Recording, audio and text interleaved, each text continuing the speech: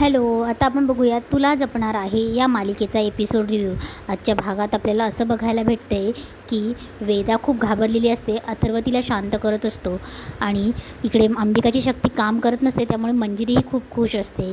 तेवढ्यात मीरा अचानक अंबिकाचा हात पकडते आणि बोलते की ताई कर ना काहीतरी, आणि अंबिकाची शक्ती काम करते. याचा आता अर्थ असा आहे की जेव्हा जेव्हा मीरा आणि अंबिका एकत्र एकमेकींचे हात पकडतात तेव्हा अंबिकाची शक्ती काम करत असते. तेव्हा अंबिकाची शक्ती काम करते आणि वेदाच्या मागे लागलेला जो टीका असतो तो पटकन नाहीसा होतो आणि वेदा शुद्धीवर येते. तेव्हा वेदा इकडे तिकडे सगळ्यांना बघते. हॉलमध्ये सगळे जमा झालेले असतात. नर्मदा, मंजिरी, मीरा आणि अथर्व यांना बघून वेदा बोलते की बाबा तू मला असं का पकडलं आहेस. तेव्हा अथर्वला सुचत नसतं. तेव्हा अथर्व पटकन बोलतो की अगं काही नाही, आपण पकडापकडी खेळत होतो, तू पडणार होतीस ना म्हणून तुला असं पकडलं आहे मी. तेव्हा तेव्हा वेदा बोलते की आई सगळे इथे का जमले. तेव्हा मीरा आणि अंबिका वेदाजवळ येते आणि बोलते की अगं इथे ना सगळे आईस्क्रीम खायला जमले, तुला मँगो आईस्क्रीम आवडते ना, हवी. तेव्हा वेदा बोलते हो. तेव्हा अथर्व बोलतो की खायची आहे तुला. तेव्हा वेदा बोलते की हो. तेव्हा अथर्व तिला कडेवर घेतो आणि तो तिला खोलीत घेऊन जातो. मीरा, अथर्व आणि वेदा त्यांच्या खोलीत जातात. व अंबिका मंजिरीजवळ जाते आणि बोलते की मंजिरी तुला काय वाटलं, तू वेदाला सारखा त्रास देत राहशील आणि आम्ही काहीच करणार नाही. एक गोष्ट लक्षात ठेव, वेदाला एक नाही दोन दोन आई आहेत आणि आम्ही तिला जपणार आहोत. इकडे अथर्व वेदाला आईस्क्रीम खाऊ घालत असतो. तेव्हा वेदा बोलते की बाबा तू माझ्याकडे असं का बघतोय. तेव्हा अथर्व बोलतो की मी तुझं स्केच काढतोय. तू कसं स्केच काढताना माझ्याकडे एकटक बघत होती तसं मी तुझ्याकडे बघतोय. तेव्हा वेदा बोलते बाबा आपण मी तर स्केच काढत तू कुठे माझं स्केच काढतोय. तेव्हा अथर्व बोलतो काढतोय ना माइंडमध्ये. तू जेव्हा माझं स्केच काढत होती ना तेव्हा मी माइंडमध्ये तुझं स्केच काढायची प्रॅक्टिस करत होतो आणि आता ते मी पेपरवर काढणार आहे. तेव्हा इकडे मीरा आणि अंबिका थोडं रिलॅक्स होतात. तेव्हा अंबिका मीराला बोलते की मीरा अगं माझ्या शक्तीचं मला कळतच नाही आहे. म्हणजे कधी कधी ती वर्क होते आणि कधी कधी वर्क होत नाही, आणि कधी कधी शेवटच्या क्षणी अचानक वर्क होते, अंदाजच येत नाही. इकडे मार्जरी मंजिरीला सांगत असते कारण की मनुष्य आणि आत्मा एक आहेत, त्यांचा एकमेकींचा हात एकमेकींना टच झाला की ती शक्ती वर्क होते, असंच झालं आहे. तेव्हा मीरा अंबिकाला सांगत असते की ताई पण हे बघ आता तो विचार करण्याची जास्त गरज नाही आहे, तुझ्या शक्तींचं आता आपल्याला वेदासेप असणं जास्त गरजेचं आहे. तेव्हा अंबिका बोलते की बरोबर आहे तुझं, पण मीरा माझ्या शक्तीचा अंदाज यायलाच हवा ना, कारण की असं का होतं आहे ते. तेव्हा मीरा बोलते की ताई तसं काही नाही आहे, जेव्हा जेव्हा आपल्याला तुझ्या शक्तींची गरज असते तेव्हा ती वर्क करतेस ना. अंबिका बोलते की हो म्हणूनच तर मला कॉन्फिडन्स आला आहे. तेव्हा मंजिरी बोलते की मार्जरी तू काळजी करू नको, मी अंबिकाला तिची शक्ती वापरू देणार नाही. तेव्हा मार्जरी बोलते की ते सोपं नाही. त्यांच्या दोघींचा हात एकमेकांच्या हातात आला की अंबिकाचा शक्तीचा वेग वाढतो. माणसाला स्वतःच्या शक्तींचा अंदाज आला की त्याचा आत्मविश्वास वाढतो. त्याचा आत्मविश्वास वाढायला नको आहे, हे आपल्यासाठी चांगलं नाही. तेव्हा मंजिरीला आठवतं की मीराने अंबिकाचा हात पकडला आणि तिची शक्ती वर्क झाली. तेव्हा मंजिरी बोलते की नाही मार्जरी, तिला त्या दोघींना या गोष्टीबद्दल अजिबात माहिती नाही. तेव्हा मार्जरी बोलते की तुला नक्की खात्री आहे, मग आपण काहीतरी करू शकतो, तुला एक विधी करावा लागेल. तेव्हा मार्जरी बोलते की आपल्याला मीराच्या कपड्यांच्या चिंध्या लागतील. आणि मीरा तिचे कपडे आवरत असते. तेव्हा अंबिका बोलते की मीरा मी जाते, ती मंजिरी कुठे आणि नक्की काय करते हे बघते आणि गरज पडल्यास माझ्या शक्तींचा यूजही करते. इकडे माया खोलीत तिच्या बडबड करत असते की मी जर हे काम केलं नाही तर मंजिरी मॅडम जीव घेतील माझा. तेवढं तिथे नर्मदा येते. माया पटकन तिच्या हातातला भस्म पाठीमागे करते. तेव्हा नर्मदा बोलते की माया काय चाललं आहे तुझं. तेव्हा माया बोलते की कशाचं काय. तेव्हा नर्मदा बोलते की नाही आता पुढे काय प्लॅन करायचा, तू टीम लीडर आहेस ना.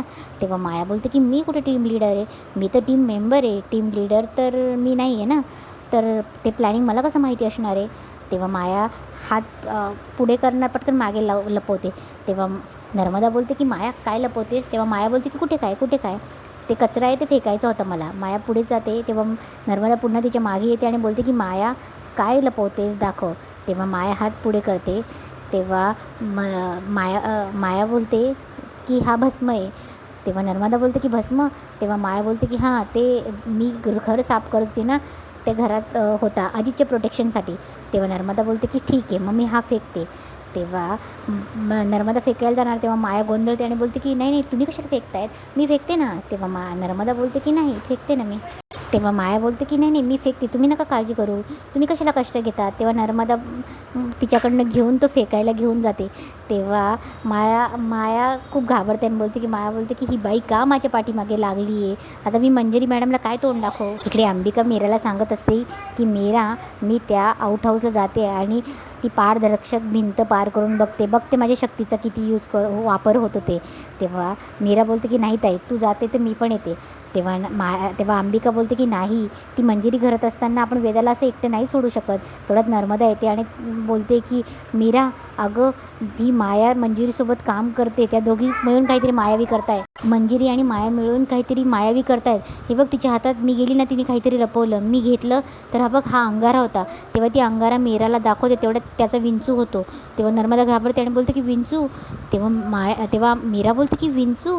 तेव्हा नर्मदा बोलते की मीरा मी खरं बोलते मी जेव्हा गेली तेव्हा खरंच तिच्याकडे अंगारा होता पण विंचू गायब कुठे झाला. तेव्हा नर्मदा बोलते की तुला आठवतं एकदा माझ्या हातात विषाची बाटली होती आणि त्या विषाच्या बाटलीचं तसाच विंचू झाला होता मी शपथ घेऊन सांगते. तेव्हा मीरा बोलते की आत्या ऐका मला माहिती आहे खरंच अंगारा असेल तिने हे मुद्दामून केलं असेल. इकडे मंजिरी गुपचूप ऐकत असते.